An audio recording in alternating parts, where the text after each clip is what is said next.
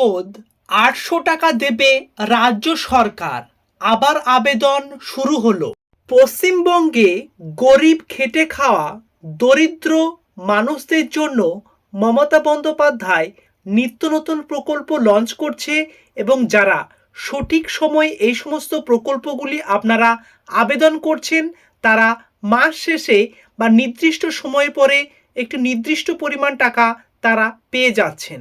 তো দর্শক বন্ধুরা, এবারে যে প্রকল্প সেটি হচ্ছে ছাত্রছাত্রীদের জন্য। তারা এবার মাস শেষে ৮০০ টাকা করে পেয়ে যাবেন। কি সেই প্রকল্প, কারা আবেদন করতে পারবেন, লাস্ট পর্যন্ত ভিডিওটির সঙ্গে যুক্ত থাকবেন।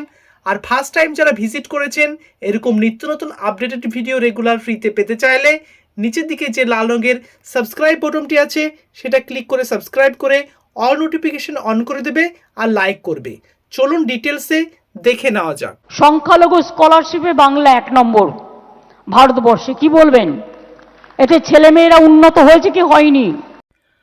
পয়সার অভাব সন্তানের উচ্চশিক্ষায় বাধা আসতে পারে বলে আশঙ্কা করছেন। সেই আশঙ্কায় দূর করছে রাজ্য সরকারের মেধাশ্রী স্কলারশিপ প্রকল্প। পশ্চিমবঙ্গের মুখ্যমন্ত্রী সুবিধাবঞ্চিত গোষ্ঠীর শিক্ষার্থীদের জন্য আর্থিক সহায়তা দেওয়ার জন্য এই পশ্চিমবঙ্গ মেধাশ্রী বৃত্তি চালু করেছেন, যাতে শিক্ষার্থীরা আর্থিক অভাব ছাড়াই নির্বিঘ্নে পড়াশোনা চালিয়ে যেতে পারে। কারা কত টাকা পাবে, কিভাবে আবেদন করতে হবে, সবই আজকে ভিডিওটিতে দেখে দেবো। লাস্ট পর্যন্ত দেখবেন। ফার্স্ট টাইম ভিজিট করে থাকলে নিচের দিকে লাল রঙের সাবস্ক্রাইব বাটনটি ক্লিক করে চ্যানেলের সঙ্গে যুক্ত থাকবেন আর একটি লাইক করে দেবেন। তাছাড়াও আপনার ভাই এছাড়াও আত্মীয় স্বজনদের কাছে হোয়াটসঅ্যাপে ভিডিওটি শেয়ার করে দেবে, যাতে তারাও এই স্কলারশিপটি আবেদন করার মাধ্যমে তাদের পড়াশোনাটি চালিয়ে যেতে পারে একটি নির্দিষ্ট পরিমাণ টাকা তার অ্যাকাউন্টে ক্রেডিট হওয়ার মাধ্যমে। চলুন দেখে নেওয়া যাক।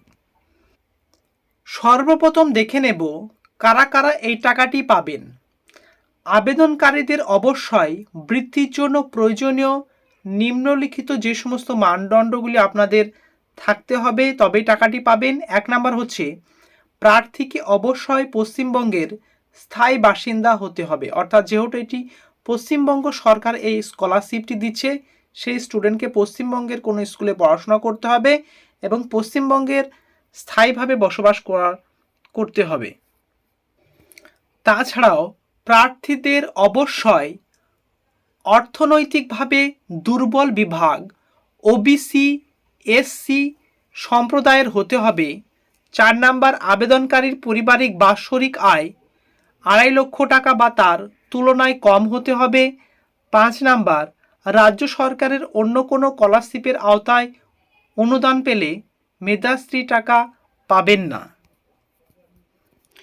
এবার এই মেধাশ্রী প্রকল্পে আপনারা যে আবেদন করবেন তার কি কি সুবিধা মিলবে সেটি দেখে নেব। ১ নাম্বার হচ্ছে পঞ্চম থেকে অষ্টম শ্রেণীতে ভর্তি হওয়া শিক্ষার্থীরা তাদের পড়াশোনার জন্য বৃত্তি পাবে।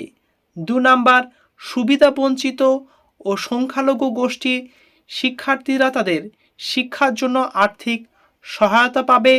৩ নাম্বার নির্বাচিত শিক্ষার্থীরা ৮০০ টাকা বার্ষিক আর্থিক সহায়তা পাবে।